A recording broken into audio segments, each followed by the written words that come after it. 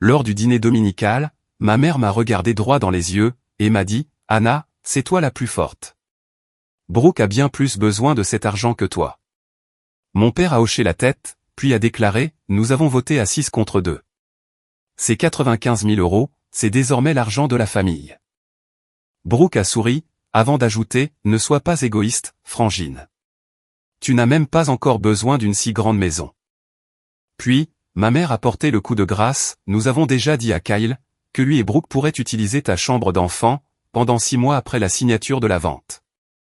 De toute façon, tu vas rester chez nous avec le bébé, n'est-ce pas? » Enceinte de 7 mois, après 9 années d'heures supplémentaires épuisantes, en tant qu'infirmière en maternité. Je venais tout juste de peindre cette chambre en verre sauge, de mes propres mains, et il l'avait déjà donnée, avant même que je ne sois propriétaire de la maison. Je n'ai pas crié. Je n'ai pas pleuré. Je les ai simplement regardés, un par un, et j'ai répondu, d'accord. Mais à une seule condition. À l'instant même où ces mots ont franchi mes lèvres, chaque sourire autour de cette table, s'est instantanément effacé. Je m'appelle Anna Palmer, et j'ai 33 ans.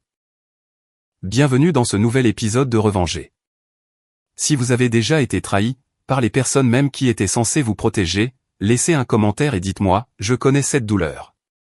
N'oubliez pas de vous abonner. Cette histoire, vous allez voir, devient extrêmement satisfaisante. Laissez-moi revenir un peu en arrière. Car ce que ma mère ignorait, ce qu'aucun d'entre eux ne savait, lorsqu'ils ont levé la main pour procéder à ce soi-disant vote, c'est que la maison, située au 4218 Kitanden Avenue à Fort Mitchell dans le Kentucky, m'appartenait déjà depuis 6 semaines. Les serrures avaient été changées 11 jours plus tôt, et le dossier marron, posé juste à côté de mon assiette, contenait 8 copies imprimées, d'un document que chacun d'eux, autour de cette table, aurait regretté de ne pas avoir lu, avant d'ouvrir la bouche.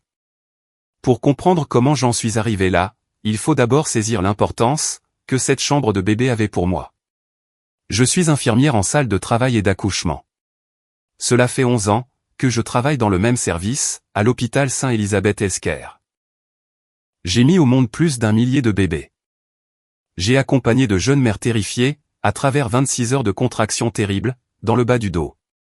Et, je me suis tenu aux côtés de femmes, dont les bébés, n'ont jamais pu rentrer à la maison. Ce métier vous apprend la véritable définition du mot protection. Il vous enseigne à reconnaître, quels mensonges prennent l'apparence de l'amour. Il vous fait comprendre la différence, entre une voix calme et une voix faible. J'ai choisi la couleur de la peinture, dans la salle de repos de l'hôpital, entre un accouchement prématuré à 26 semaines, et une naissance gémellaire parfaite.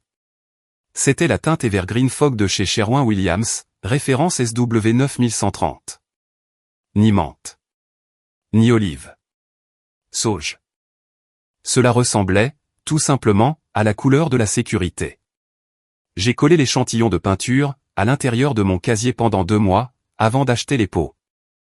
Au moment où j'ai enfin passé le rouleau, sur le mur de la petite chambre au fond de la maison sur Kitanden Avenue, j'étais à ma 28e semaine de grossesse. Mon dos me faisait souffrir, à des endroits dont j'ignorais même l'existence. Quant à mon mari, Mark, il se trouvait à plus de 120 km de là, à Lexington, occupé à poser des joints de dilatation sur un pont. Cela m'était bien égal. J'ai peint cette pièce, mur après mur, au cours de 2 longues soirées. Et, une fois la dernière couche sèche, je me suis assise par terre, au milieu de cet espace vide. J'ai posé mes 2 mains sur mon ventre, et j'ai attendu qu'elle donne un coup. Elle a donné 2 coups de pied. J'ai alors pensé, tu vas grandir entouré de cette couleur. Tu vas te réveiller avec cette couleur. Tu vas apprendre à quoi ressemble la sécurité, grâce à cette couleur. Elle s'appelle Oren. Oren Eleanor Palmer. Eleanor, c'était la grand-mère de Mark. Elle est décédée d'un cancer du pancréas, en février 2023, et c'est Mark qui l'a nourrie de glace pilée, durant les 6 derniers jours de sa vie. Il lui a murmuré le prénom Eleanor, 2 jours seulement, avant qu'elle ne s'en aille. En retour, elle a serré sa main. Il m'a raconté cette histoire, une seule fois, sur le parking d'un fast-food Skyline Chili, et ensuite, il n'a plus jamais prononcé ce prénom pendant près d'1 an. Quand je lui ai annoncé que j'étais enceinte, et que c'était une petite fille, il a prononcé un seul mot, Eleanor. J'ai répondu, en 2e prénom. Il a hoché la tête, avant de fondre en larmes, dans un essuie-tout tiré du tiroir de la cuisine. Nous nous sommes mis d'accord sur Oren, 3 semaines plus tard, un mardi. J'ai aménagé cette chambre seule, parce que j'ai l'habitude de construire les choses par moi-même. C'est moi, le pilier de la famille. C'est ainsi que ma mère m'appelle, depuis que j'ai 11 ans. L'année même, où ma sœur Brooke est tombée de vélo et s'est cassé le poignet. Maman l'a tenue dans ses bras, aux urgences pendant 6 heures, sans jamais remarquer que c'était moi, qui avais appelé l'ambulance. J'ai économisé pour cette maison, un service de 12 heures après l'autre. J'ai vécu en colocation, dans une maison de 2 chambres à Florence, avec 2 autres infirmières, pendant cette année consécutive, même après qu'elles aient toutes les deux, acheté leur propre logement. Même lorsque mes amis d'université, publiaient des photos de leur première cuisine sur Instagram, moi, je conduisais toujours ma Honda Civic de 2014, achetée d'occasion, l'année de l'obtention de mon diplôme. Je ne prenais jamais de vacances. Je n'achetais aucun vêtement, en dehors de mes tenues d'hôpital. J'avais un tableau Excel rose, intitulé « Fonds maison 2017 à 2026 ».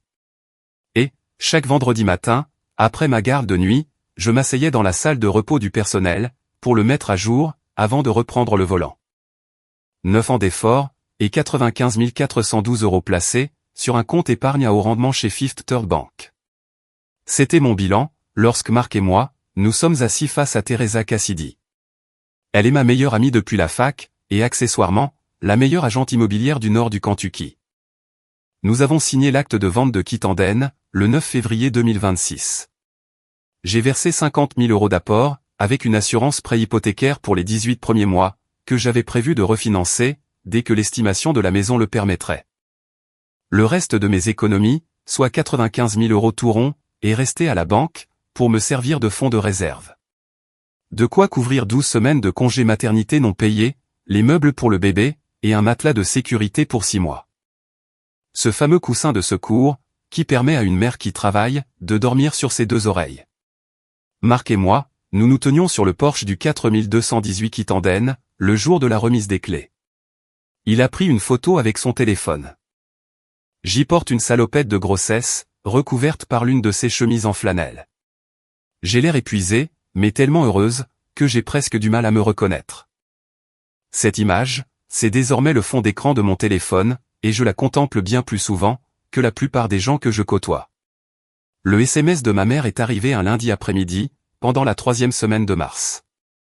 J'étais assise dans ma propre cuisine, en train de boire un déca, car les brûlures d'estomac étaient quasiment devenues un trait de ma personnalité. Le message disait « Dîner dominical cette semaine, à 17 h. Amen Marc s'il est là. Discussion familiale importante. Mais quelque chose d'élégant. J'ai relu la phrase 2 fois. Me demander de bien m'habiller, c'était une première. Jamais, de toute ma vie, ma mère ne m'avait dit de me faire belle, pour manger un simple bœuf aux carottes. C'était 4 jours, avant le fameux repas, dont je vous ai parlé au début de cette histoire. À ce moment-là, cela faisait déjà un mois, que je remarquais discrètement certains détails, sans oser, pour autant, mettre des mots dessus. Laissez-moi vous parler de ma sœur. Brooke a 30 ans, soit 3 de moins que moi, et elle se fait sauver la mise par nos parents, depuis le jour de ses 16 ans. Sa première contravention pour excès de vitesse, c'est papa qui l'a payée. La deuxième, papa l'a réglée également, mais sans rien dire à maman. Elle a abandonné ses études universitaires, au bout de 2 semestres seulement, pour aller s'installer dans le sous-sol de nos parents pendant 14 mois, le temps, soi-disant, de trouver sa voie. Mon père s'est porté garant, pour son premier crédit automobile, à l'âge de 22 ans. Elle a cessé de rembourser, dès la fin de la première année.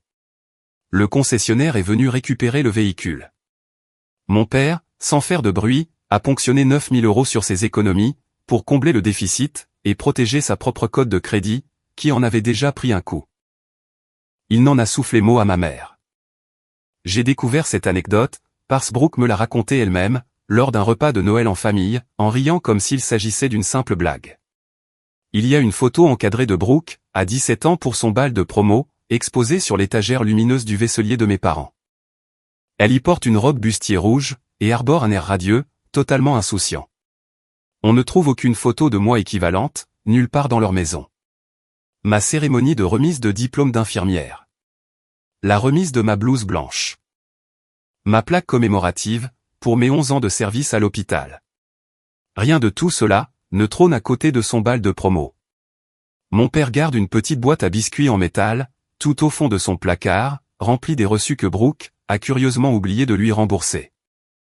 Je ne l'ai vu l'ouvrir qu'une seule fois. Il ne jette absolument rien de ce qu'il y range. À 23 ans, j'ai compris que l'expression « le pilier de la famille » n'était qu'une façon polie de désigner celle qui paye les pots cassés.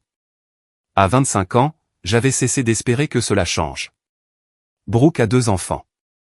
Olivia, 9 ans, née d'un premier mariage, et Cooper, 6 ans, issu de sa relation avec un certain Tran, un petit ami qui n'est jamais vraiment devenu son mari. En janvier 2024, alors qu'Olivia avait 7 ans et Cooper 4, Brooke a préparé un simple sac de sport. Elle a laissé ses 2 gamins sur le canapé de nos parents, puis elle a pris la route direction Charlotte, en Caroline du Nord, avec Tran. Elle n'a pas donné signe de vie pendant 6 semaines. Lorsqu'elle a fini par appeler, elle a expliqué qu'elle avait besoin de temps pour se retrouver.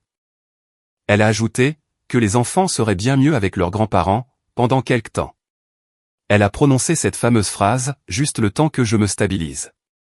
À cette époque, cette petite phrase avait déjà coûté 42 000 € à ma famille, et la facture allait encore s'alourdir. Pendant 2 ans, ma mère a raconté aux femmes de notre église que Brooke terminait un master à l'université de Caroline du Nord, à Chapel Hill. Bien sûr, il n'y avait aucun master.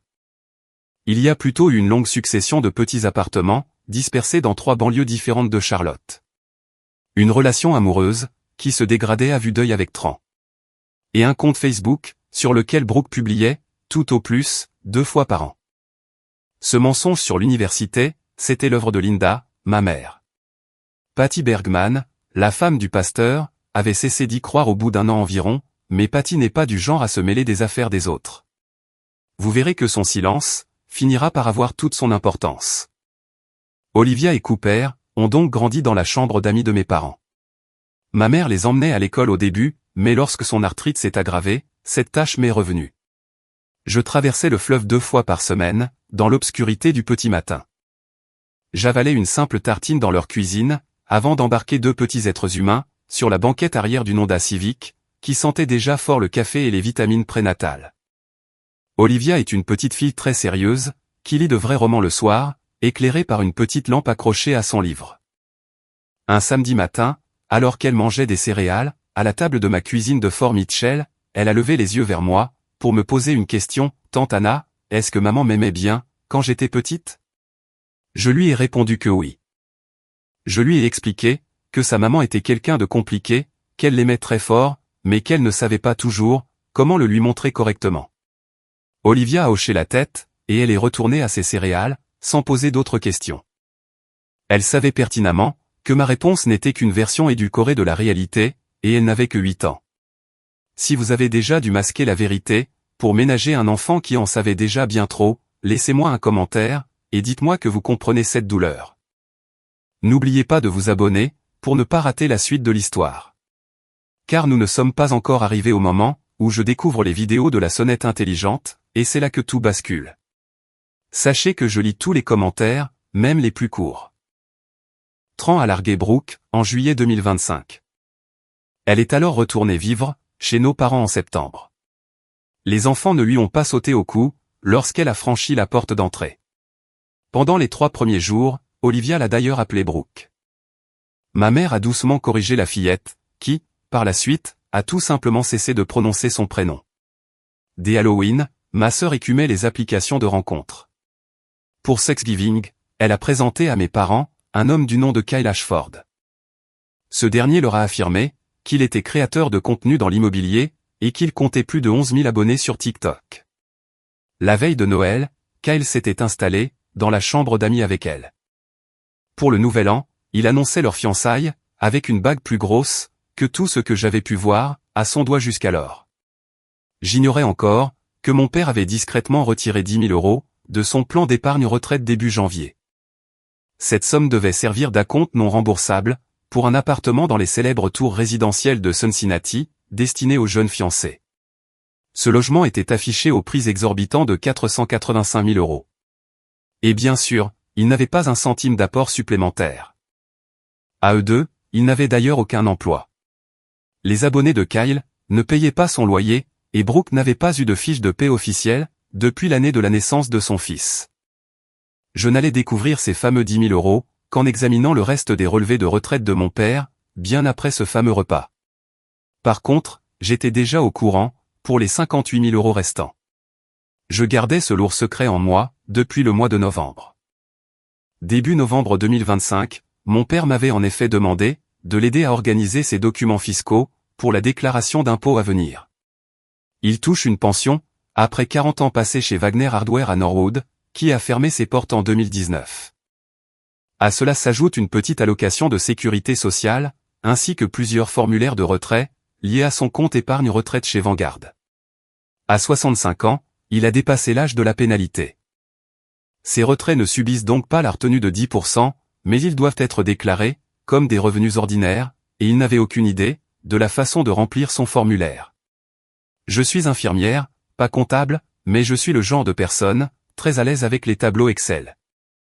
Il m'a apporté une boîte à chaussures remplie de papier, accompagnée d'une tasse de café noir. Je me suis assise à la table de leur cuisine, pendant 3 heures, pour tout trier année par année. Les documents de retraite racontaient la véritable histoire. 11 000, 12 000, 10 000, 10 000, puis 15 000 euros. Sur une période de 5 ans, 58 000 euros avaient été siphonnés de son compte, par petits morceaux. Suffisamment discret, pour ne pas éveiller les soupçons sur le compte joint, mais assez régulier pour constituer un vrai schéma. J'ai alors croisé ces données, avec ses relevés bancaires.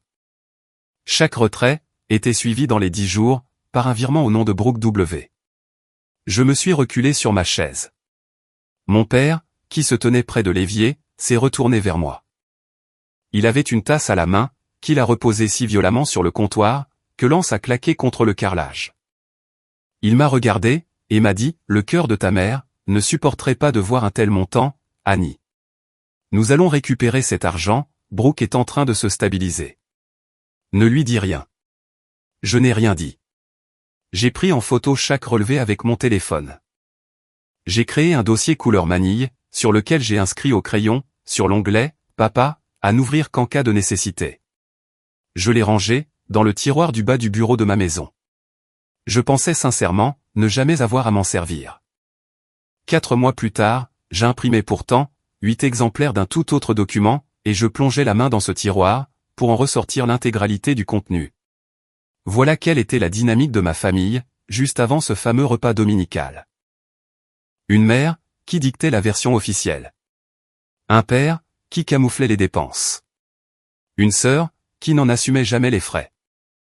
Et moi, le pilier, qui avait enfin pu s'acheter une maison, et s'apprêtait à mettre au monde une petite fille. Tous imaginaient que je les laisserais encore, puiser dans mes propres ressources, tout simplement parce que, je l'avais toujours fait. 4 semaines avant le dîner, ma mère s'est mise à m'appeler, bien plus souvent que d'habitude. Ces appels étaient amicaux, très bavards, mais ils étaient aussi parsemés de questions, plutôt inhabituelles venant d'elle. Elle cherchait à savoir, si mon matelas de sécurité tenait le coup. Elle voulait des détails, sur l'organisation financière de mon futur congé maternité. Elle m'a demandé, à 2 reprises, si Marc et moi avions signé l'achat de la maison, avec 20% ou 25% d'apport. J'ai répondu avec la plus grande honnêteté, n'ayant aucune raison de cacher la vérité. Je lui ai même parlé de ma réserve d'argent à la banque. J'ai prononcé le chiffre à voix haute, 95 000. Je l'ai dit, de la même manière qu'on annonce une petite réussite à sa mère, car au fond, une part de moi a toujours 9 ans, et espère l'entendre dire, c'est bien, ma fille. Elle a simplement répondu, c'était juste par curiosité, ma chérie. Une mère aime savoir, que sa fille est à l'abri. 3 jours plus tard, ma sœur m'a envoyé un SMS, pour la première fois en près de 6 mois. Le message disait, « Salut Frangine, il faudrait qu'on se voie chez toi un de ces jours. J'aimerais beaucoup voir la chambre du bébé. » Je ne l'avais jamais invitée, et je ne lui avais même pas donné mon adresse. Elle l'avait obtenue, parce que ma mère l'avait. Je n'ai pas répondu. Je me suis convaincu, que j'étais simplement trop fatigué. Le samedi suivant, mon père a roulé 40 minutes pour me rejoindre, afin de m'offrir un cadeau pour le bébé. C'était un lourd cadre photo en chêne. Le genre d'objet, qui dénote complètement dans une chambre de couleur vert sauge, et qu'il avait de toute évidence, attrapé à la va-vite dans un magasin sur son trajet. Il s'est tenu dans l'encadrement de la porte, les mains dans les poches pendant 4 bonnes minutes, balayant du regard les murs, le berceau, et la fenêtre, comme s'il était en train de prendre des mesures. Il a pris 2 clichés avec son téléphone, en glissant « Ta mère voudra voir ça ». En tout et pour tout, il n'est resté que 22 minutes. Il a avalé un verre d'eau, et a laissé le cadre posé sur le comptoir de ma cuisine. Je ne l'ai jamais accroché. Après son départ, je me suis préparé une tasse de déca, et je me suis assise dans ce fauteuil à bascule, acheté 40 € dans une friperie de Florence. J'ai laissé ces murs versauges agir sur moi comme ils l'avaient toujours fait. Ils m'ont apaisé. Ils m'ont rappelé pour qui j'étais en train de construire tout cela. À ce moment-là, cette pièce ne me donnait pas encore l'impression d'être un espace sur lequel d'autres estimaient avoir des droits. Le coup de fil, qui a fini par faire voler le tableau en éclats, est venu de ma tante Cheryl. Cheryl Hartwell est la sœur cadette de ma mère. À 58 ans, elle est postière à la retraite depuis 2 ans, ne s'est jamais mariée, et vit seule dans une petite maison de plain-pied à Norwood, à 3 rues de chez mes parents. Elle passe, par ailleurs, un temps déraisonnable devant les émissions de décoration. Elle n'est ni sentimentale, ni douce, mais elle reste la seule personne de toute la famille, qui m'ait jamais parlé comme à une adulte.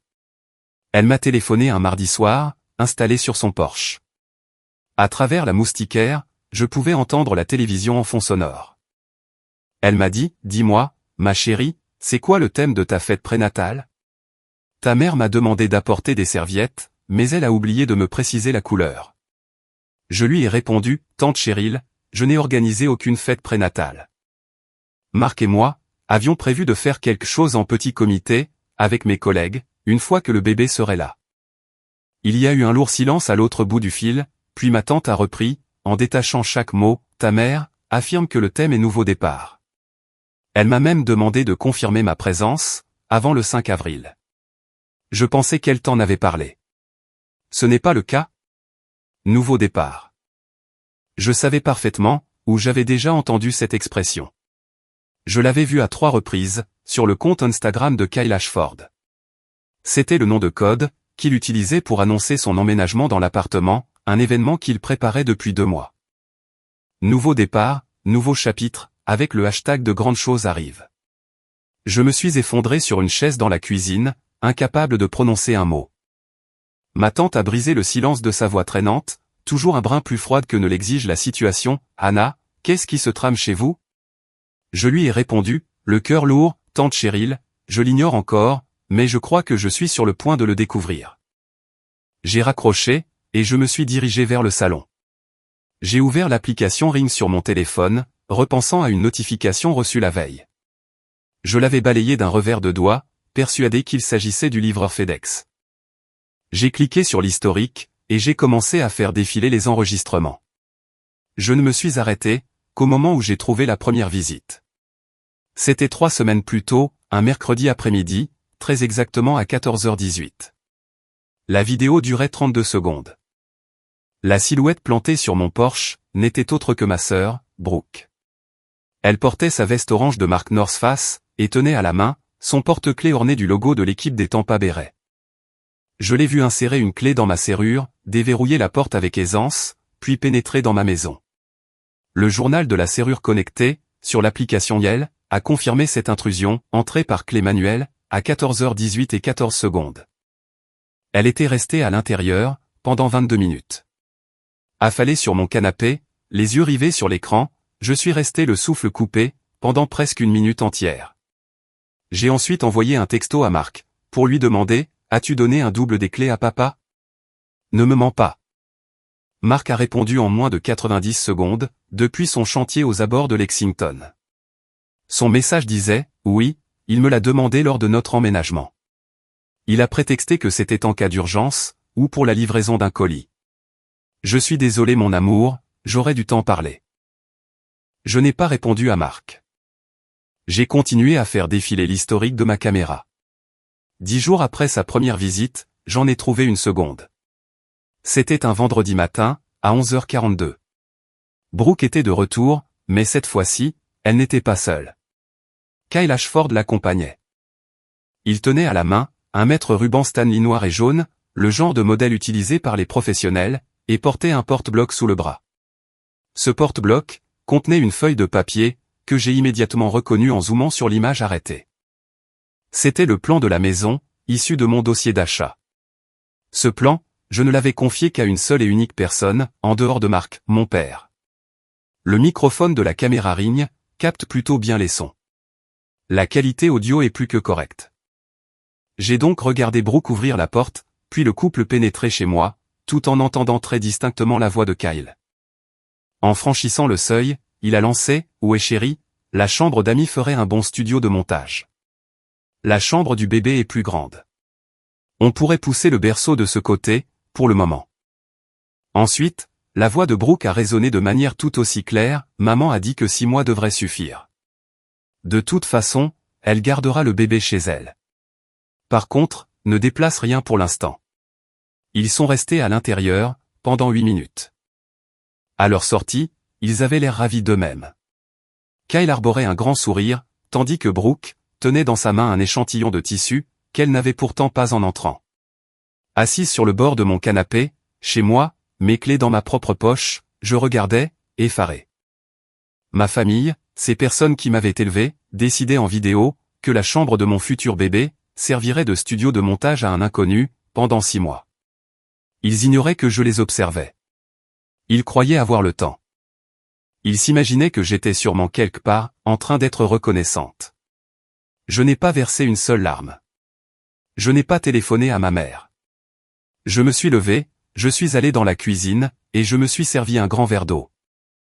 J'ai ensuite ouvert l'application de prise de notes sur mon téléphone, pour y rédiger une liste.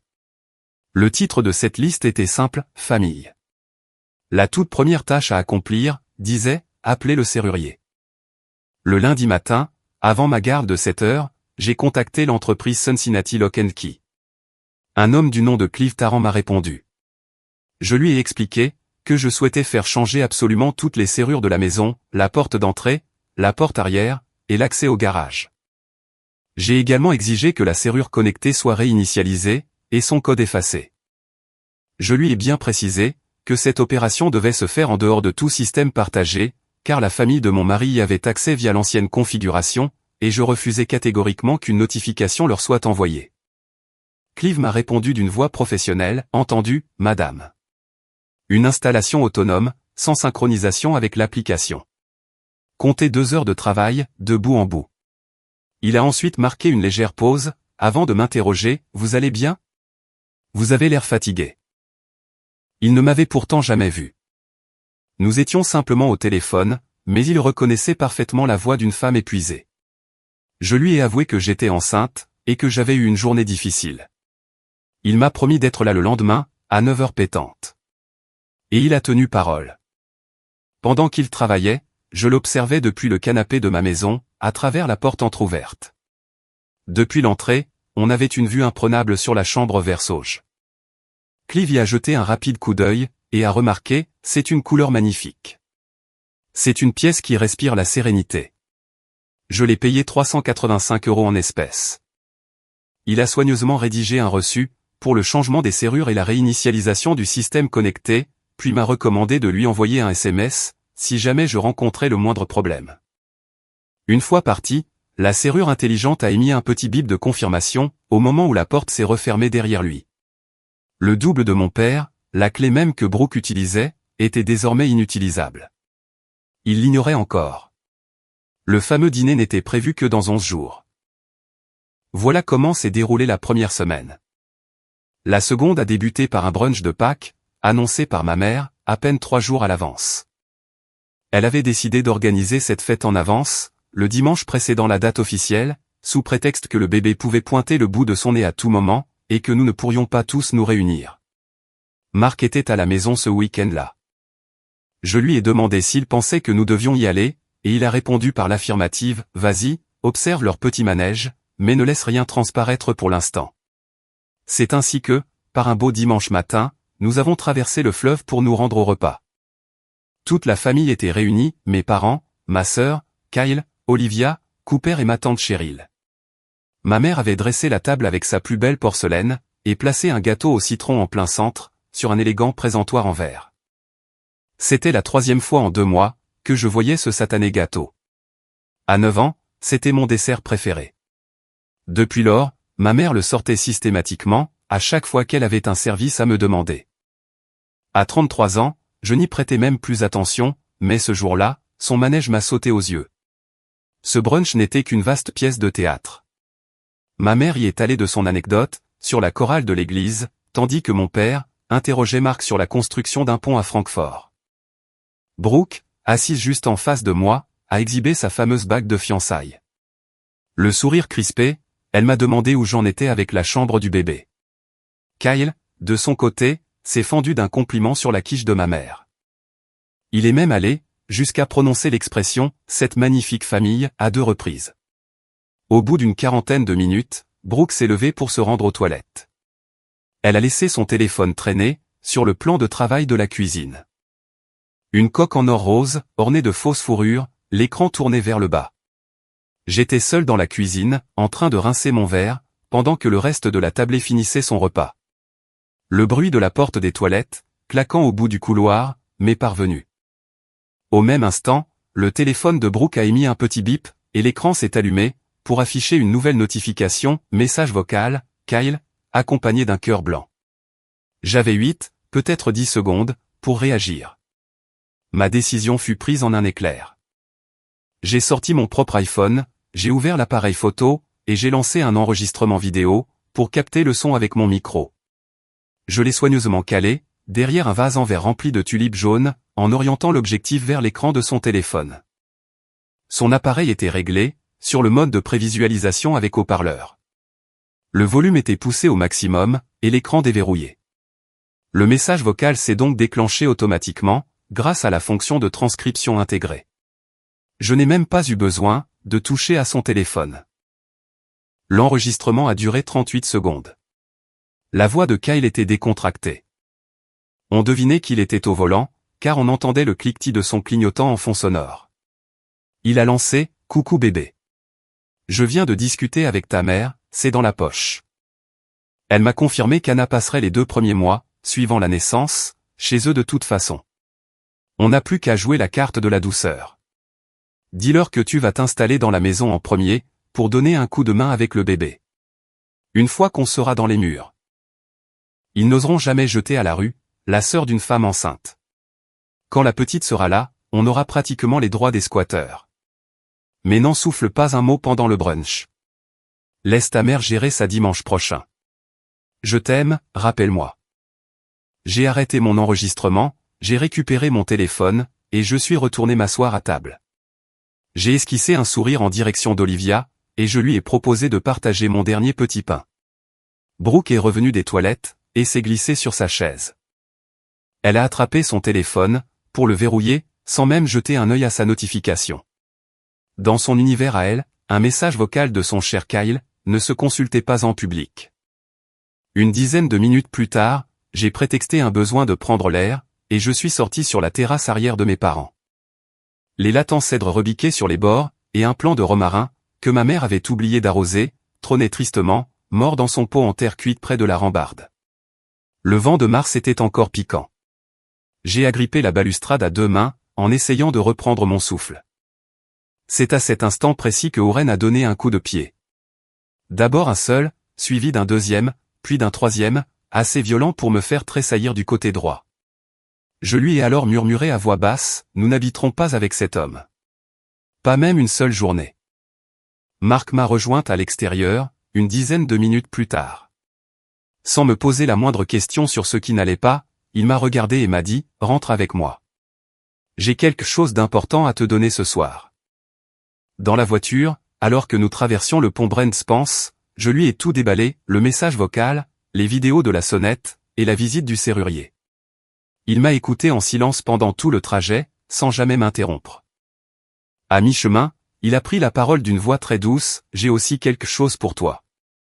Ta mère n'arrête pas de m'appeler depuis 6 semaines, et j'ai gardé tous ses messages vocaux. » J'ai tourné la tête pour le regarder, et il a poursuivi, « Il y en a 6. Le 4e risque de te faire mal, mais je crois qu'il est temps que tu les entendes. » Ce soir-là, après avoir englouti 2 parts de pizza surgelée, debout devant le comptoir, Marc a fouillé dans son sac à dos. Il en a sorti une petite clé USB sans disque noir. Sur un morceau de ruban adhésif, il avait tracé au crayon 2 initiales, LW. Il l'a posée sur le comptoir, puis l'a branchée sur son ordinateur. Je me suis laissé glisser sur le sol de la cuisine, le dos appuyé contre un meuble bas. Mon dos me torturait, et je n'avais tout simplement pas le courage de me traîner jusqu'au canapé. Marc s'est assis près de moi, et a tourné l'ordinateur pour que je puisse voir l'écran. 6 fichiers MP3 s'alignaient, chacun renommé avec la date d'enregistrement. Le premier daté du 12 février.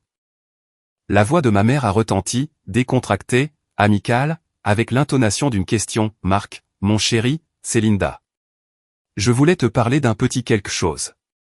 Rappelle-moi quand tu auras un moment, c'est une affaire de famille. » Le deuxième message, daté de 2 semaines plus tard. « Marc, c'est encore moi. Je commence à m'inquiéter un peu pour Anna, elle a l'air tellement stressée. Je trouve qu'elle en fait beaucoup trop avec cette histoire de maison. J'aimerais qu'on en discute tous les deux. Passe-moi un coup de fil. » Marc a mis l'enregistrement sur pause, et m'a expliqué. Je lui ai envoyé un texto, juste après ce deuxième message. Je lui ai dit, « Linda, c'est une affaire entre toi et Anna, je te prie d'arrêter. » Il a ensuite relancé la lecture du 3e fichier, puis du 4e.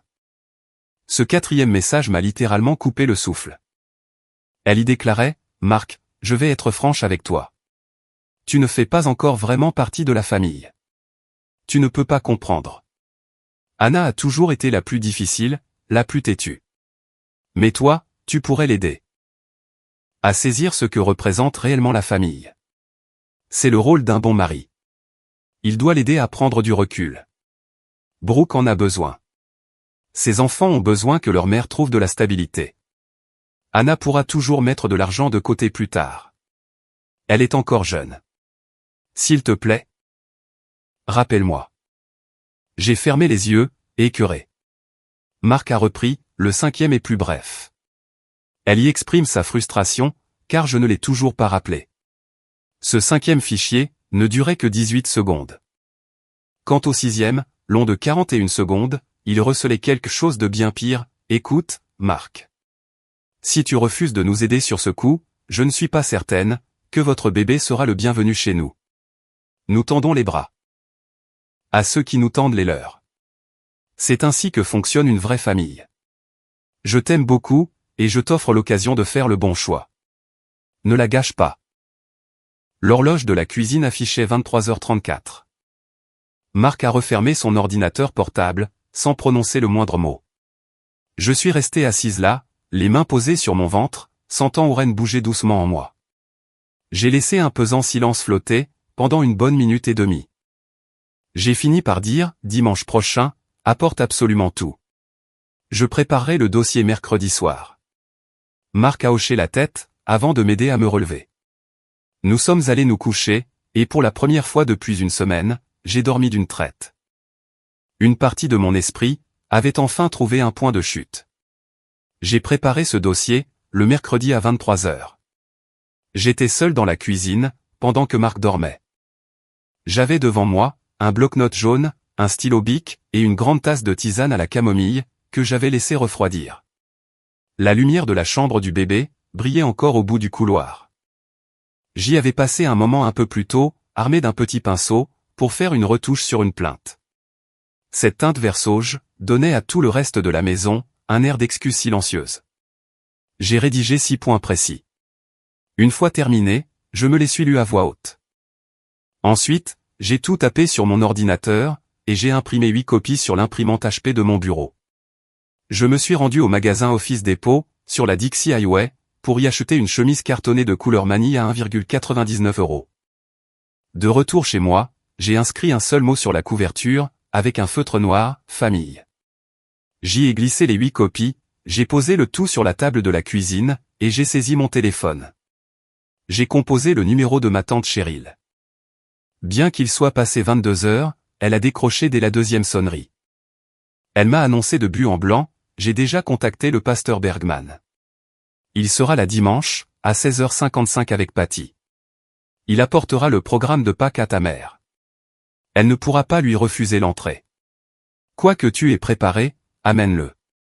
J'aurais dû l'ouvrir au premier mariage de ta sœur. Quand j'ai compris le désastre qui s'annonçait.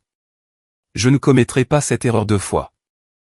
J'ai alors demandé, tante Cheryl, mais pourquoi intervenir maintenant?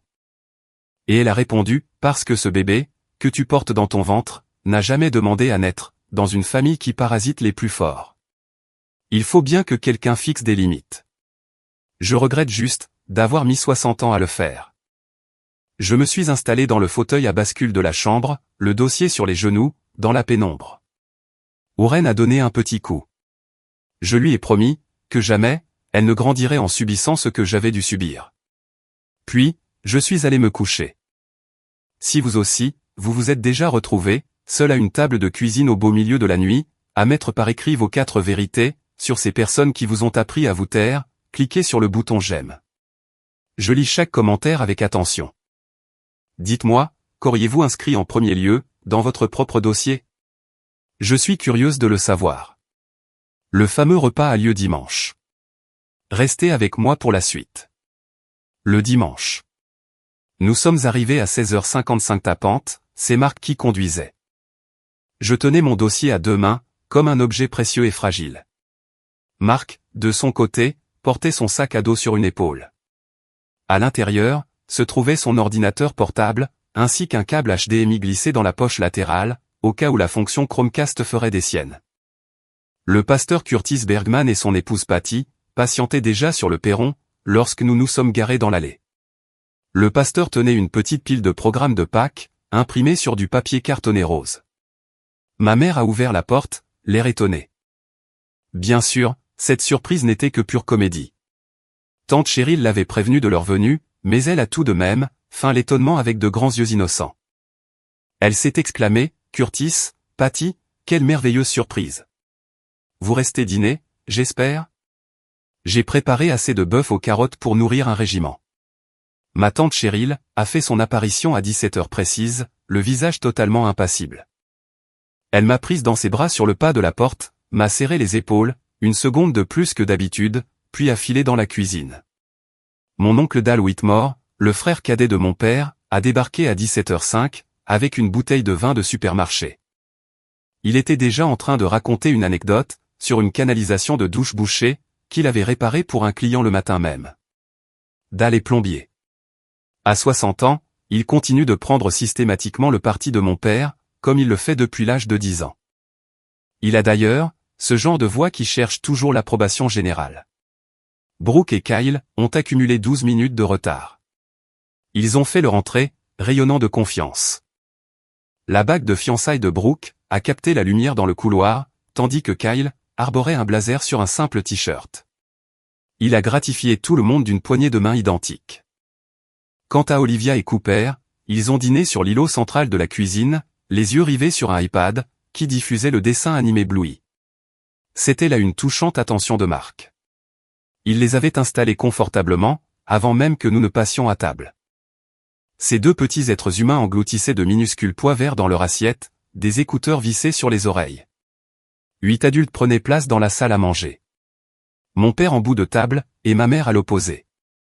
Marc et moi étions installés du côté le plus proche de la cuisine, avec Brooke et Kyle face à nous. Tante Cheryl se trouvait coincée entre ma mère et le pasteur Bergman, et Patty était assise à l'autre bout, près de l'oncle Dal. La Bible du pasteur reposait, comme de coutume à chacune de ses visites, sur la petite table d'appoint près de la porte. Le bœuf aux carottes était excellent, car ma mère est une très bonne cuisinière. Le gâteau au citron trônait au centre de la table sur son présentoir, le glaçage dégoulinant sur les bords. Le 3e en 2 mois. J'avais cessé de faire semblant de l'ignorer. Nous avons mangé pendant 22 minutes, en échangeant des banalités d'usage. Ma mère a longuement parlé, du calendrier des repas partagés de la paroisse, tandis que Patty Bergman restait étrangement silencieuse. Mon père a interrogé Marc, sur l'avancée de la rénovation du pont. Brooke, quant à elle, s'est lancée dans une description détaillée, de la vue panoramique depuis le toit des tours, comme si elle y était déjà allée. Kyle m'a soudain lancé, « Anna, tu as été si discrète ce soir. » Nous l'apprécions beaucoup, car les décisions familiales ne sont jamais faciles à prendre. Je lui ai rendu son sourire, puis j'ai coupé un petit morceau de viande. Ma mère a posé sa serviette, s'est essuyé les mains, et s'est tournée vers mon père, « Bien, passons aux affaires familiales. Howard, tu te lances, ou je m'en charge. Mon père s'est raclé la gorge. Il a attrapé son verre d'eau, et l'a reposé aussitôt, sans même y goûter. Il a croisé mon regard, puis a déclaré, Brooke et Kyle ont une opportunité formidable devant eux. Un appartement dans les Tours, dont la vente sera conclue d'ici 3 semaines. Mais nous avons besoin d'une contribution familiale. Ma mère a enchaîné d'une voix mielleuse, Anna, tu as toujours été la plus généreuse d'entre nous. Kyle s'est alors penché en avant, ajoutant, nous considérons vraiment cela, comme un investissement familial. Brooke, elle, n'avait pas encore ouvert la bouche. Elle se contentait de m'observer. C'est à ce moment-là que Marc a pris la parole, pour la première fois de la soirée. D'une voix parfaitement posée, il a demandé, pourriez-vous clarifier ce point, une nouvelle fois? L'atmosphère de la pièce s'est tendue d'un cran. Mon père s'est redressé sur sa chaise, et d'un ton bien plus sec, a lâché, que ceux qui sont favorables, à l'idée d'aider la famille dans un moment difficile, lèvent la main. J'ai scruté la réaction de tante Cheryl. Elle a froncé les sourcils. La formule « aider la famille dans un moment difficile » a résonné en elle comme un appel à la solidarité affective, et non comme un engagement financier.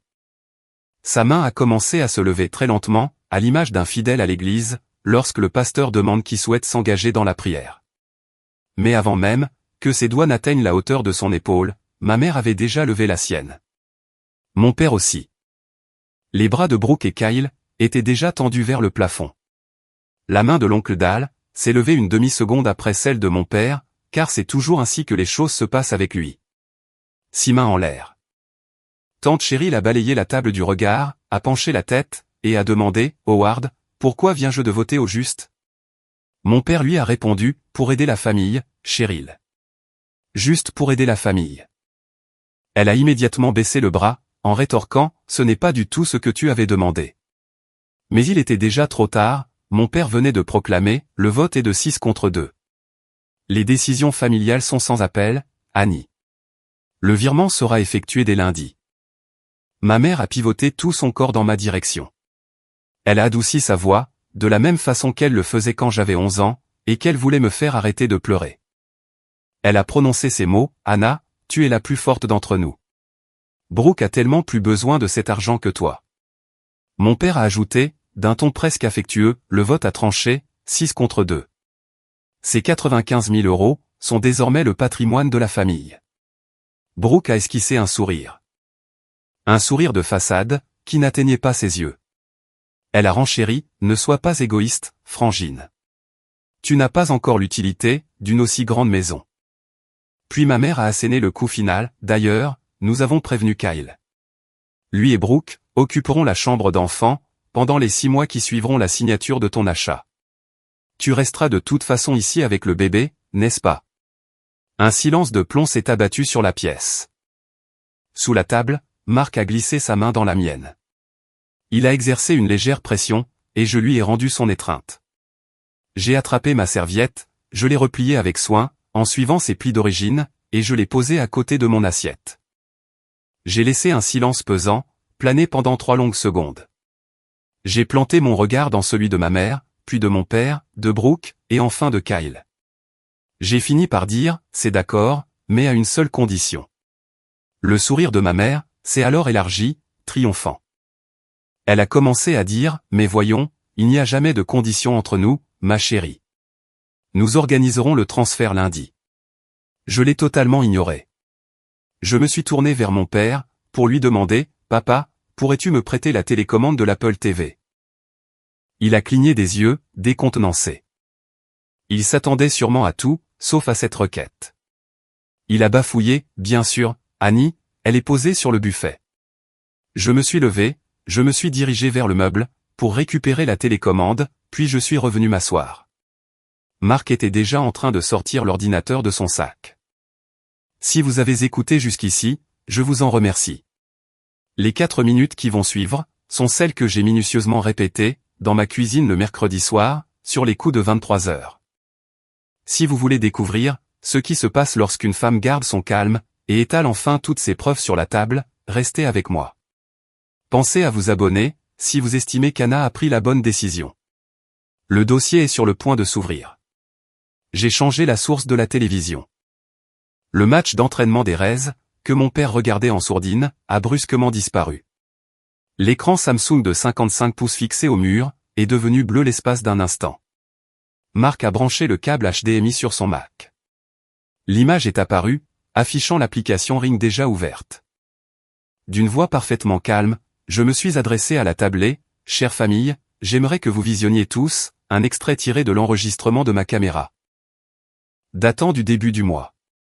Cela s'est passé il y a 3 semaines. Il s'agit de la caméra du Porsche. Le journal d'activité de la serrure connectée confirme d'ailleurs l'intrusion. J'ai appuyé sur lecture. Brooke est apparue à l'écran. Veste orange North Face. Porte-clés des Tampa Bay Rays. Elle a déverrouillé ma porte d'entrée. Elle a pénétré à l'intérieur. 22 minutes se sont écoulées, puis elle est ressortie. J'ai mis la vidéo en pause, et j'ai plongé mon regard dans le sien, à l'autre bout de la table. Dis-moi, Brooke, ai-je lancé, aurais-tu oublié de nous préciser que tu étais passé visiter ma maison? Elle n'a rien répondu. Son visage était devenu livide. J'ai relancé la lecture. La seconde vidéo a démarré. On y voyait Brooke et Kyle, munis d'un mètre ruban Stanley, et d'un porte-bloc, sur lequel figurait le plan de mon domicile. Le micro captait la voix de Kyle à la perfection. « Où est chérie, la chambre d'amis ferait un bon studio de montage. La chambre du bébé est plus grande. On pourrait pousser le berceau de ce côté, pour le moment. » Puis, la voix de Brooke a retenti. « Maman a dit que 6 mois devraient suffire. De toute façon, elle gardera le bébé chez elle. Par contre, ne déplace rien pour l'instant. » 8 secondes d'un silence absolu, ont pesé sur la salle à manger. Plus aucune vapeur ne s'échappait des assiettes. Patty Bergman a posé sa main sur le poignet de son mari, le pasteur. Ma mère gardait obstinément la tête baissée. Tante Cheryl a finalement brisé ce silence pesant. « Linda, leur as-tu donné une clé ?»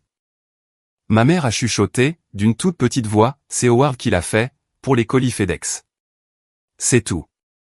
Mon regard s'est alors posé sur l'îlot central de la cuisine. Olivia avait retiré un écouteur de son oreille, et m'observait attentivement. J'ai pris les devants. « Olivia, ma chérie, pourrais-tu emmener Cooper dans le bureau de grand-père un instant? Tu trouveras un Kit-Kat dans le 2e tiroir. Prenez votre iPad, allez-y maintenant. » Elle n'a posé aucune question. Elle s'est contentée d'opiner du chef, a attrapé sa tablette, a pris son frère par la main, et a traversé la pièce jusqu'au fond du couloir.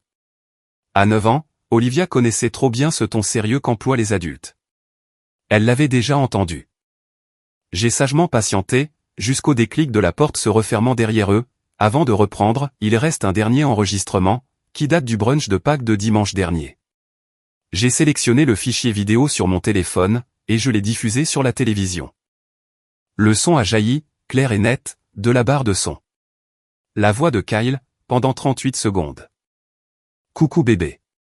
Je viens de discuter avec ta mère, c'est dans la poche. Elle m'a confirmé qu'Anna passerait les 2 premiers mois, suivant la naissance, chez eux de toute façon. On n'a plus qu'à jouer la carte de la douceur. Dis-leur que tu vas t'installer dans la maison en premier. Pour donner un coup de main avec le bébé. Une fois qu'on sera dans les murs, ils n'oseront jamais jeter à la rue la sœur d'une femme enceinte. Quand la petite sera là. On aura pratiquement les droits des squatteurs. Mais n'en souffle pas un mot pendant le brunch. Laisse ta mère gérer ça dimanche prochain. Je t'aime, rappelle-moi. » Le message vocal s'est terminé. Le pasteur Bergman s'est alors levé. Il a gardé le silence pendant un long moment. Puis, il s'est tourné vers mes parents pour leur demander, « Linda, Howard, vous êtes ici chez vous. Est-ce vraiment de cette manière que vous avez manigancé tout cela? » Mon père a bafouillé, « Curtis, ce n'est pas du tout ce que vous croyez. » Le pasteur a répliqué, d'un ton calme mais implacable, « Dans ce cas, j'aimerais beaucoup savoir de quoi il retourne. » Face à ce silence gêné, Kyle a osé murmurer, « C'est sorti de son contexte. » Sans même daigner le regarder, tante Cheryl a rétorqué, « Et quel contexte pourrait bien excuser cela, mon garçon ?» Brooke, quant à elle, s'était mise à pleurer. Ce n'étaient pas des larmes de contrition implorant le pardon, mais plutôt ces pleurs que l'on verse, quand on vient tout juste d'être démasqué. Marc s'est levé à son tour, a contourné la table, et s'est posté juste derrière ma chaise. Il n'a pas posé la main sur mon épaule, il est simplement resté là, présent. J'ai ouvert mon dossier couleur manille, pour en extraire les 8 copies. J'en ai tendu une à tante Cheryl, puis au pasteur, à Patty, et à l'oncle Dal. J'ai ensuite fait glisser un exemplaire vers Brooke, un autre vers Kyle, et un pour mon père, gardant la dernière copie pour moi-même. J'ai déclaré, j'ai rédigé ceci mercredi soir dernier. Puisque nous sommes tous réunis, j'aimerais vous en faire la lecture à voix haute. J'ai soulevé la feuille de papier. Premier point. À compter d'aujourd'hui, Brooke Whitmore et Kyle Ashford ont l'interdiction formelle de pénétrer, sous quelque prétexte que ce soit, dans la propriété située au 4218 Kitanden Avenue, à Fort Mitchell dans le Kentucky. Brooke a lâché sa fourchette. Elle a teinté contre la porcelaine, avant de rebondir sur le chemin de table. Deuxième point. Maman et papa s'engagent à me rembourser, selon l'échéancier de leur choix, les 58 000 € que papa a secrètement prélevés, sur son plan d'épargne retraite pour sortir Brooke du pétrin, au cours des 5 dernières années. Je possède les formulaires de retrait. Ainsi que les relevés bancaires. En novembre dernier, papa m'avait supplié de ne rien te dire, maman. Et bien maintenant, tu es au courant. À cela s'ajoutent 10 000 € supplémentaires, retirés en janvier dernier, pour payer la compte de l'appartement de Kyle dans les Tours. Ce qui nous amène à un total de 68 000 €. Ma mère a pris appui, sur le vaisselier derrière sa chaise. Elle ne s'est pas effondrée, mais elle a vacillé. Son visage, déjà pâle, a pris la teinte livide d'une feuille de papier. Une couleur que je n'avais observée, que chez des jeunes mères sur le point de s'évanouir après l'accouchement. Mon père ne relevait toujours pas la tête. Il l'avait enfouie, entre ses 2 mains. Troisième point. Brooke devra reconnaître publiquement, devant le pasteur Bergman et tante Cheryl, que le moindre centime que nos parents lui ont versé, au cours des 5 dernières années, sera considéré comme une avance sur son héritage. Elle ne touchera pas un sou, de ce que maman et papa lui légueront, tant que ces 68 000 € n'auront pas été intégralement remboursés. Quatrième point. Maman et papa révéleront aujourd'hui au pasteur Bergman la vérité sur l'endroit où Brooke se trouvait réellement. Ces 2 dernières années. Non, elle n'étudiait pas à l'université. Patty est déjà au courant, mais le reste de la paroisse devra entendre la vérité de votre propre bouche, et non de la mienne. Patty Bergman a fermé les yeux, et le pasteur s'est penché pour lui prendre la main. Cinquième point. S'il devait nous arriver malheur à Mark et à moi, Olivia et Cooper sont désignés comme bénéficiaires d'urgence, sur un petit fonds de placement que j'ai ouvert le mois dernier. Ni maman ni papa ne sont désignés comme tuteurs légaux. C'est tante Cheryl qui endosse ce rôle. Les documents ont d'ores et déjà été signés et notariés. Tante Cheryl m'a alors regardé, avec une expression que je n'oublierai jamais de ma vie. Elle n'a rien dit. Elle s'est contentée de hocher la tête, une unique fois.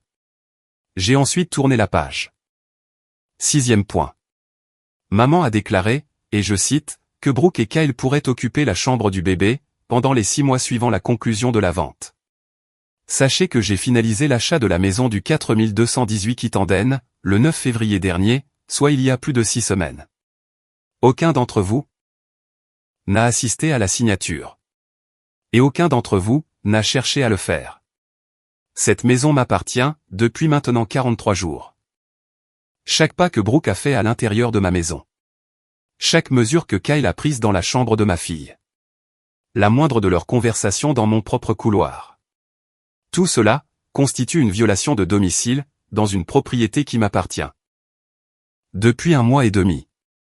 Vous ignoriez même que la vente avait déjà été conclue. J'ai alors reposé le dossier sur la table. Le pasteur Bergman a demandé, dans un souffle, « Linda, Howard, est-ce que tout cela est exact ?» Mon père a hoché lentement la tête, pour acquiescer, et ma mère ne l'a pas contredit. Je me suis levé, tandis que Mark restait posté près de moi. J'ai balayé la table du regard. J'ai soutenu le regard de chacun d'entre eux, exactement dans le même ordre, qu'au tout début de la soirée. Je me suis efforcé de garder ma voix aussi posée que possible, bien que Warren se débatte dans mon ventre, que mon dos me crie grâce, et que je n'ai qu'une seule hâte, en finir au plus vite. Aucun virement ne sera effectué ce lundi. Ces 95 000 € sont à moi. Je les ai gagnés à la sueur de mon front, douzaine d'heures après douzaine d'heures. Mon mari, je cite, ne fait pas encore tout à fait partie de la famille, mais il est ma famille. L'arrivée de ma fille n'est pas un prétexte. pour résoudre les problèmes de logement de ma sœur. Elle a déjà une chambre. Elle est Versauge, et c'est la sienne. Aucun de vous ne figurera sur l'acte de propriété. Aucun de vous n'aura un double des clés, les serrures ayant d'ailleurs été remplacées il y a 11 jours. Et personne, dans cette pièce, ne mettra jamais les pieds dans la chambre de ma fille. Pas même pour 6 mois, 6 jours? Ou même 6 petites minutes. Pasteur Bergman, tante Cheryl, Patty, je suis navré que vous ayez dû assister à ce triste spectacle. Je vous remercie d'avoir été présent ce soir, mais nous rentrons chez nous. J'ai ramassé le dossier de couleur manille, ne laissant que ma propre copie sur la table. Puis, avec Marc, nous avons tourné les talons et quitté les lieux, sans même accorder un dernier regard en arrière. Tante Cheryl nous a emboîté le pas jusqu'au porche. Elle m'a rattrapé près de la balustrade. M'en serrant de ses 2 bras, elle m'a tenu contre elle en silence, pendant près d'1 minute entière. Avant de relâcher son étreinte, elle a essuyé discrètement son visage et a glissé, « Sois prudente sur la route, ma grande. Appelle-moi demain. Je suis tellement fier de toi. » Nous avons repris le chemin du retour, traversant le fleuve sous la lueur des lampadaires du pont. Oren a donné 2 petits coups, et Marc a tendrement posé sa main sur la mienne, au-dessus du levier de vitesse, tout le long du trajet. J'ai gardé mon téléphone éteint pendant les 12 heures qui ont suivi. Lundi matin, en le rallumant, j'y ai découvert pas moins de 23 appels en absence de ma mère, 4 de mon père, 2 de Brooke, ainsi qu'un appel de Kyle, accompagné d'une rafale de 3 longs textos de sa part, s'échauffant à justifier le contexte de ses propos. Je n'ai donné suite à aucun de ces messages. J'en ai simplement adressé un, laconique, à tante Cheryl, merci. Moins de 10 minutes plus tard, sa réponse tombait, le pasteur a longuement appelé Howard hier soir. Votre mère n'est pas sortie de sa chambre. Brooke et Kyle ont réservé un vol pour Tampa ce samedi.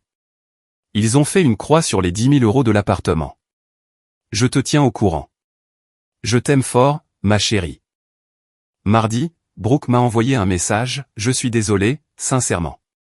J'ignorais tout du message vocal de Kyle. Je n'y ai pas répondu. Je n'ai pas supprimé son SMS, ni bloqué son numéro. J'ai simplement laissé ce mot en suspens. Après tout, certaines choses ne méritent aucune réponse. Vendredi après-midi, Olivia m'a appelé en FaceTime. Elle était assise en tailleur, sur la moquette de la chambre d'amis de mes parents. Ses cheveux étaient tressés en 2 longues nattes africaines, œuvre de ma mère, car la petite était bien incapable de se coiffer ainsi toute seule. Elle m'a demandé, « Tante Anna, est-ce que maman va revenir cette fois-ci » Je m'étais promis de ne plus jamais lui mentir. J'ai donc répondu, « Ma chérie, je n'en ai aucune idée, mais sache que tu es la bienvenue chez oncle Marc et moi, tous les week-ends où tu le souhaiteras. Et ce, pour toujours. Pour toujours, tu m'entends ?» Elle a marqué une pause, avant de demander, même quand le bébé sera là. J'ai rétorqué, à plus forte raison. Elle aura grandement besoin d'une cousine aînée. Un magnifique sourire a illuminé son visage, le premier que je lui voyais, depuis 8 longs mois. Samedi matin, mon père m'a envoyé un message. Il y était écrit, c'est juste moi. Sans ta mère, et sans aucune pression. J'aimerais beaucoup discuter, si tu t'en sens la force. J'ai repris le volant pour traverser le fleuve. Il m'attendait dans son garage, la grande porte basculante grande ouverte, et la lumière de l'établi allumée. Posée en évidence, trônait une petite caissette métallique, héritée de la mort de son propre père. Elle débordait de relevés bancaires, de facturettes de cartes bleues, et de ses tickets d'essence froissés, que lui seul s'évertue à conserver avec tant de soin. Sur le dessus, trônait une enveloppe en papier craft. Il ne m'a pas prise dans ses bras, conscient de ne pas mériter une telle affection. Il s'est saisi de l'enveloppe, et me l'a tendue. À l'intérieur, il y avait 4 000 € en billets de banque. Voici le premier versement, a-t-il déclaré. Je compte bien continuer, et c'est toi qui me diras quand cela suffira. Je n'ai pas vérifié le contenu, je me suis contenté de la garder en main. Il a poursuivi, Annie, j'aurais dû freiner ta mère. J'aurais dû dire stop, il y a 20 ans de cela. J'essaie d'amorcer ce changement, aujourd'hui. Je ne m'attends pas à ce que tu me pardonnes, je tenais simplement à te dire, que j'ai cessé de me mentir à moi-même. J'ai alors demandé, papa, étais-tu vraiment dans l'ignorance, concernant le message vocal de Kyle ? En me fixant droit dans les yeux, il a répondu, je te le jure, je l'ignorais. Tout comme je ne savais pas, pour la double utilisation de la clé. Ta mère a agi dans mon dos à plusieurs reprises, mais c'est moi qui l'ai laissé faire, ce qui revient exactement au même. J'ai opiné du chef, et glissé l'enveloppe dans mon sac à main. Je lui ai dit, fais savoir à maman que je ne suis pas prête. Peut-être d'ici 1 an. Peut-être, lorsqu'Oren sera en âge de tenir sa tête toute seule. Je l'ignore encore. Il a admis, c'est tout à fait légitime, Annie. C'est juste. J'ai fait le chemin du retour, l'enveloppe déposée sur le siège passager. De retour devant chez moi, sur Kitanden Avenue, je me suis garé, et je suis resté un long moment au volant, à contempler la maison. La douceur du verre sauge de la chambre d'enfant n'était pas visible depuis la rue, mais je savais précisément où se trouvait la fenêtre, je pouvais la visualiser sans mal. Je suis rentré. Marc avait commandé une pizza de chez Donato. Nous l'avons partagée, à même le sol de la chambre de notre futur bébé, adossé contre ce mur que j'avais moi-même peint, 2 semaines auparavant. J'ai ouvert ce dossier couleur manille, une dernière fois. J'en ai sorti les copies de ma mise en demeure, et je les ai soigneusement empilées, par-dessus l'autre dossier, celui marqué de la mention « Papa », à n'ouvrir qu'en cas de nécessité. J'ai relégué les 2 dossiers, tout au fond du dernier tiroir de la commode de Oren, sous une épaisse couche de couverture pour bébé, là où elle ne risquait pas de tomber dessus par mégarde. Je n'ai pas pu m'y résoudre, je ne les ai ni jetés, ni brûlés. Ils n'étaient pas destinés à lui être dévoilés, mais à m'aider à ne jamais oublier. Marc m'a demandé, et si ta mère venait à te présenter ses excuses? Des excuses sincères. J'ai répondu, alors je l'écouterai, une fois que Oren sera né. Mais pas avant. Je refuse catégoriquement, que les premières semaines de vie de mon bébé, se transforment en un tribunal familial. Il a hoché la tête, avant de déposer un baiser sur le sommet de mon crâne. Oren s'est manifesté, en cognant doucement à 3 reprises contre ma main. Mais la fin de cette histoire, ne se résume pas à ce fameux dîner. Elle se trouve dans ce qui a suivi. Oren Eleanor Palmer a vu le jour un vendredi de la mi-mai 2026, à 4h18 du matin. Elle pesait 3,03 kg pour 50,8 cm, avec 8 jours d'avance sur le terme.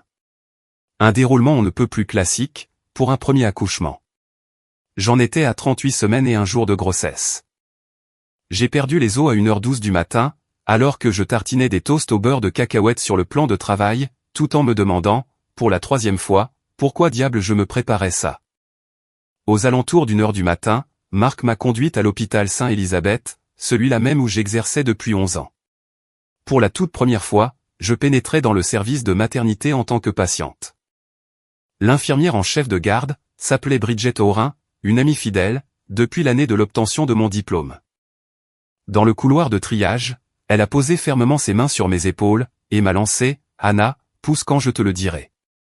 Tu as guidé des milliers de femmes lors de cette épreuve, à notre tour de t'accompagner. » Le travail a duré 4 heures, et je n'ai ressenti le besoin de la péridurale, que lors de la toute dernière heure. Marc n'a pas quitté mon chevet d'une semelle.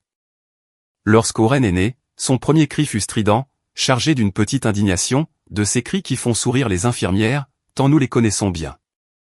Les bébés les plus vigoureux naissent souvent en colère. Bridget l'a réceptionné, Marc a coupé le cordon ombilical, et on me l'a déposé sur la poitrine. Elle était si chaude, si frêle. Elle arborait déjà une belle toison de cheveux bruns, et un petit menton volontaire. Marc l'a contemplée avec tendresse, avant de murmurer, « Elle a tes yeux, et la même ligne de mâchoire que toi. Que Dieu ait pitié, de quiconque osera s'en prendre à ce qui lui appartient. » Ce à quoi j'ai répondu, « Elle pourra compter sur nous deux. Elle n'aura pas à mener les mêmes batailles que moi. » À 9h14 ce même matin, mon père a fait son apparition à l'hôpital, venu seul.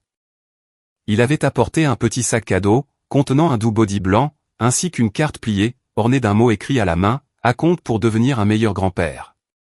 Bienvenue à toi, Oren. Papa. » Sous le vêtement, se trouvaient 4 000 € supplémentaires en espèces. Je l'ai laissé la bercer, pendant 10 minutes. Il n'a pas pu retenir ses larmes de tout du long. Il s'est retenu de prononcer la moindre bêtise, et me l'a rendu avec douceur, dès que je lui en ai fait la demande, avant de s'éclipser. Dans le brouillard de ma chambre de maternité, un message de ma mère a fini par percer l'écran. Dans l'après-midi, j'ai appris la nouvelle. Je suis tellement heureuse pour toi, Anna. Je ne viendrai pas te voir, à moins que tu ne m'en donnes l'autorisation. Je t'aime, maman. J'ai laissé passer 6 jours, sans y répondre. Le 6e jour, redressé dans mon propre lit, au sein de notre maison, Oren assoupie sur ma poitrine dans son body en coton, frappé d'un petit EW brodé, j'ai enfin composé une réponse, maman, Oren est parmi nous. Elle se porte à merveille, tout comme Marc et moi. Lorsque tu te sentiras prête à présenter des excuses sans la moindre condition, sans l'ombre d'un mais, et sans jamais évoquer Brooke, alors j'envisagerai peut-être d'accepter ta visite. Jusqu'à ce jour, je te prie de respecter notre besoin de silence. Je t'aime. Mon intention n'est pas de te punir, mais bien de la protéger. Elle. Sa réponse n'a pas tardé. 20 minutes plus tard, elle m'écrivait, Anna, je te demande pardon. Sans aucun mais. J'ai eu tort sur toute la ligne. J'aimerais beaucoup rencontrer ma petite fille, le jour où tu le jugeras opportun. J'attendrai le temps qu'il faudra. Je t'aime, maman. J'ai lu son message avec attention. Puis j'ai reposé mon téléphone. Je n'ai pas répondu dans l'immédiat. Ce sera peut-être la semaine prochaine, ou bien le mois suivant, le moment venu, je le saurai. Fin mai, un dimanche en fin de journée, tante Cheryl nous a rendu visite, avec Olivia et Cooper, qui avaient passé le week-end de l'autre côté du fleuve. Ils ont dormi dans la chambre d'amis. Olivia a extirpé un petit sac à dos bleu marine du véhicule. Je lui avais proposé de venir passer une nuit à la maison, ce sac à dos était sa réponse. Plus tard dans la soirée, une fois les enfants profondément endormis, je me suis installé dans le fauteuil à bascule de la chambre du bébé, avec Oren blotti contre ma poitrine. Les murs vert sauge tamisaient la lumière de la lampe avec douceur. Sur la commode, la veilleuse en forme de fan diffusait une lueur rassurante. À côté, l'écoute bébé clignotait discrètement de son œil vert. Du bout du couloir, me parvenait le cliquetis de la vaisselle, que Marc nettoyait sans faire de bruit, comme il a toujours pris soin de le faire lorsque j'allaitais. Il s'est approché de l'encadrement de la porte, avec 2 tasses de tisane fumante. Déposant la mienne sur la table de chevet à portée de main, il a préféré s'abstenir d'entrer. Il est resté silencieux sur le seuil, et m'a demandé, « Tout va bien ?» J'ai baissé les yeux sur notre fille. J'ai admiré les murs vert sauge, puis j'ai fixé le tiroir condamné, abritant le fameux dossier couleur manille. J'ai embrassé du regard, cette chambre que j'avais façonnée, à la force de mes gardes de 12 heures consécutives.